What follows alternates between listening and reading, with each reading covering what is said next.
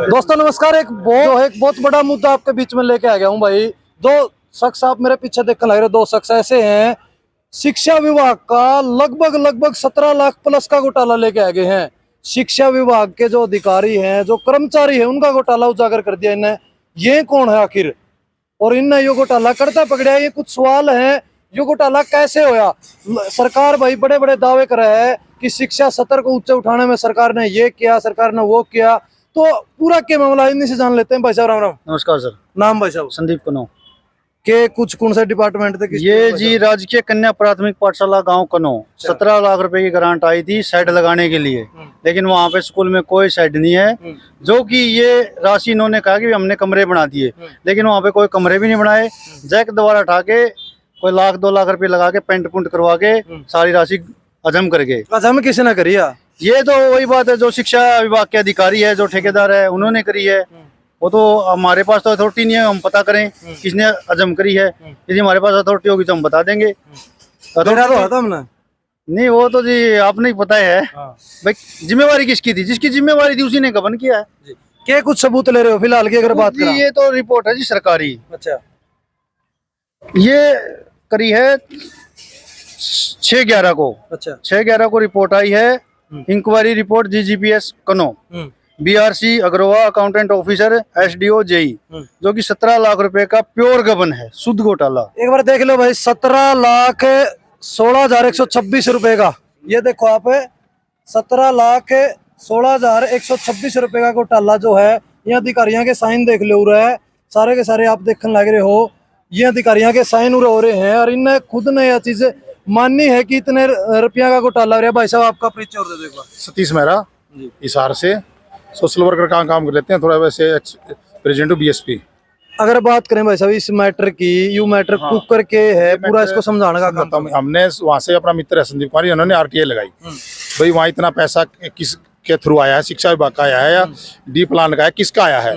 तो वहाँ हमें पता चला भी ये शिक्षा विभाग का पैसा आया है। यानी कि चंडीगढ़ से जो शिक्षा विभाग है उन्होंने पैसा दिया है EDO को, जिला मौलिक शिक्षा अधिकारी को। उन्होंने जो ग्रांट किया कि 16-17 लाख का जो ग्रांट है, ये आया वहाँ पर कमरे बनाने के लिए आया या शेड के लिए आया, हमें नहीं पता इस चीज़ का। वाले क्योंकि देखो अपने में RTI जो इन्होंने दिया, हम तो वो सबूत के हिसाब से बोल सकते हैं। जब हमने लगाई RTI तो ये 16/3/2000 को हमने फिर CM विंडो लगाई, क्योंकि RTI पे उन्होंने गोलमोल जवाब दिया। और अकेला जो CM साहब हमारे ईमानदार हैं, हम नहीं कहते CM बेईमान है, CM ईमानदार है और ईमानदारी सरकार चला रहे हैं, लेकिन अकेले CM के ईमानदार होने से सरकार नहीं चलेगी और ना ही भ्रष्टाचार खत्म होगा।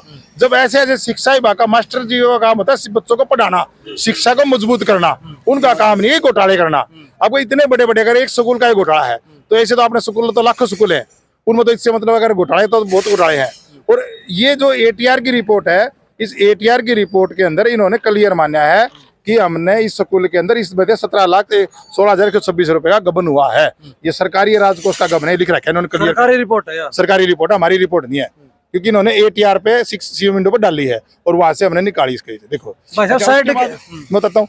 उसके बाद जब कार्रवाई की बात आती है तो कार्रवाई जब CM विंडो जो CM साहब ने लगाई, भी गरीब आदमी चंडीगढ़ ना जावे, किसी के आगे हाथ पा ना जोड़े। CM विंडो का लगभग बताते हैं, हमें तो बताते कि 30 दिन के अंदर इसका कार्रवाई होनी चाहिए इस पे, लेकिन इस पे नहीं होती। 15 महीने से ऊपर हो गए और एक नहीं, मैंने कम से कम 4-5 विंडो लगा रखी CM विंडो, किसी पे कोई कार्रवाई नहीं होती है।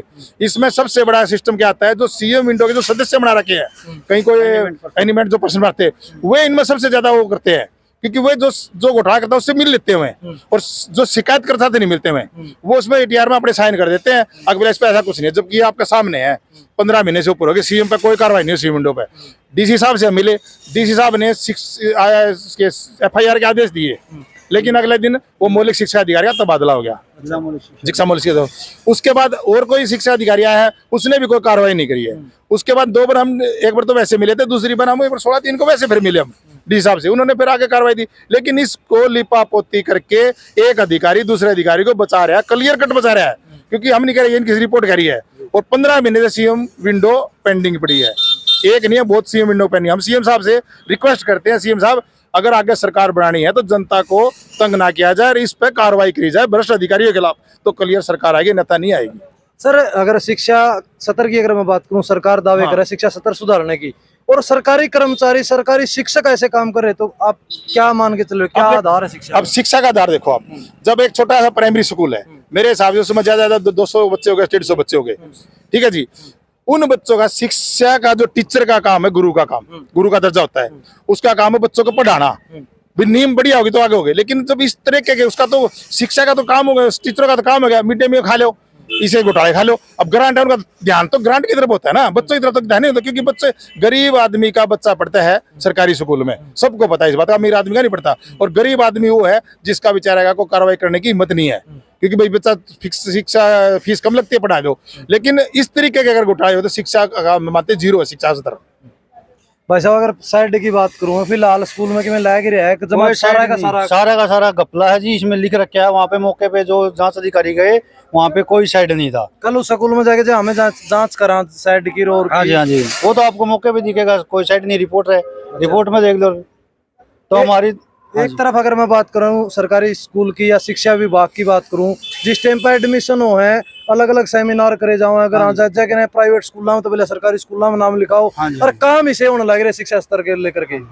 लेकिन हम सभी सरकारी स्कूलों को दोष नहीं दे सकते, लेकिन जहाँ पे पंचायतें इसकी तरफ ध्यान नहीं देती, वहाँ पे ऐसा बेड़ा गर्क मिलता है। यहाँ पे मतलब पंचायतों की कमजोरी मानेंगे हम। यदि पंचायत अच्छे से स्कूल की देखरेख करती तो ये इतने बड़े घोटाले भी नहीं होते, शिक्षा का स्तर भी सुधरता। तो और ये घोटाला कई करोड़ का निकलेगा। मैं तो डीसी साहब से और सीएम साहब से प्रार्थना करता हूं कि इस मामले की जांच, जो हिसार के सभी सरकारी स्कूल है, उनकी एक स्वतंत्र एजेंसी से ग्रांट की जांच कराई जाए, कितनी कहाँ खा रखी है। ये बड़ा, बहुत ही बड़ा, करोड़ों रुपए का षड्यंत्र है। इतना बड़ा मैटर है, इतने लाख का मैटर है। प्रिंसिपल की नॉलेज की बात करूं, जो प्रिंसिपल के को इसके ऊपर की बातचीत हो, योकड़िया मिले उस प्रिंसिपल से हमारी कोई बात नहीं है सर, हम ना ही हम बात करना चाहते, क्योंकि देखो प्रिंसिपल या स्टाफ से हम क्यों बात करें, हमें क्या पता कि कौन सी कमेटी बनाई उन्होंने। हमें तो जो पैसा पे भाई चंडीगढ़ से सरकार का पैसा आया, वहां लग गया, हमें पता चला पैसा लगा नहीं, तो हम क्यों कमेटी से बात रहे। कल हमारे खिलाफ और कार्रवाई कर देंगे, भाई हमारे को धमकाना है या और करना है, हम क्यों पंगा लेंगे। डीसी साहब ने आश्वासन बढ़िया दिया था, डीसी साहब ने कहा इसके खिलाफ FIR करो, लेकिन वो अभी तक FIR हो ही नहीं है। क्या कारण लगता, क्यों नहीं? अब कारण तो क्या बता सका, देखो सर, डीसी साहब के आदेश हम क्या बताओ क्या कारण है। हमारा काम तो संघर्ष करना है, हम कर रहे हैं।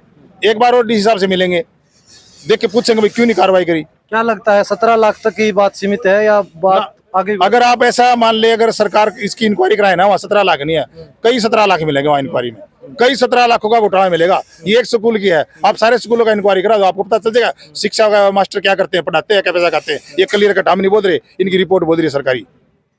तो भाई अगर मैं बात करूं सरकारी स्कूलों की, सरकारी स्कूल में बड़े बड़े दावे ठोके जावे हैं कि किस प्रकार से जो है शिक्षा स्तर को ऊपर उठाने का काम किया जाने लग रहा है, लेकिन इन दो व्यक्तियों ने एक बहुत बड़ा मुद्दा शामिल लेके रख दिया कि शिक्षा स्तर के नाम पर, शिक्षा के नाम पर जो है बहुत बड़ा घोटाला जो है सरकारी स्कूलों में होने लग रहा है। ये देखो क्या चीज है, बिल्डिंग है, जो ये बिल्डिंग है कनो स्कूल की, भाई कनो स्कूल की बिल्डिंग, भाई स्कूल इसमें दिखाने लग रहा है फोन में। कल आपने बिल्कुल बकायदा और जाके दिखावांगे, टूटा पड़ा है, देख लो बिल्डिंग का, ये बिल्कुल का छज्जा टूटा पड़ा है, नुकानू सिर्फ गैरू मार रखा है। जबकि सरकार कहती है ग्रांट आया तो कमरे को तोड़ के बनाओ, जबकि वह कमरे ना जैक द्वारा उठाए गए हैं। क्या सरकार इतनी अंधी होगी, क्या प्रशासन इतना अंधा हो गया क्या कि सरकारी पैसा फिर तो जरूरत ही को नहीं, फिर तो जैक द्वारा ठेकेदार मिला, कोई भी पुरानी बिल्डिंग हो उठाओ, लिपापोती कर दे, पैसे खा जाओ। ये तो सीधा सा मैटर है, आप जाके वाकनों में जाओ, प्रशासन जाना चाहिए। प्रशासन क्यों नहीं गया आज तक? बट डीसी साहब, एडीसी साहब, क्योंकि एडीसी साहब का दायित्व तो बनता है, वो क्यों नहीं गए, क्यों नहीं दौरा किया उसका? स्कूल का दौरा करो भाई, इतना जो मामला उठ रहा है तो दौरा सरकार का, प्रशासन का, डीओ का, बीओ का, एडीसी साहब का। चलो डीसी साहब भी ज्यादा बिजी रहते हैं, लेकिन कोई भी तो नुमाइंदा होना चाहिए वहां जाके, भाई पता करो कि इसमें ये पैसा लगा है नहीं लगा, कहाँ गया, ठीक है ना जी। तो भाई इस मामला का दूध पानी का पानी करने की कोशिश करेंगे हमारी तरफ से, हमारी टीम की तरफ से। स्कूल में जाने का भी प्रयास करेंगे, कनो स्कूल में 1-2 दिन में ही आपको इसके ऊपर जो है प्रतिक्रिया देने का काम कराएंगे। भाई किस प्रकार से जो है ये जो आरोप हैं, ये जो दावे किए जा रहे हैं, वो कितने सच्चे हैं, कितने नहीं है। आप भी अपनी कमेंट में राय जरूर रखें। एक नई अपडेट के साथ फिर मिलूंगा। धन्यवाद, जय हिंद, जय जवान, जय किसान।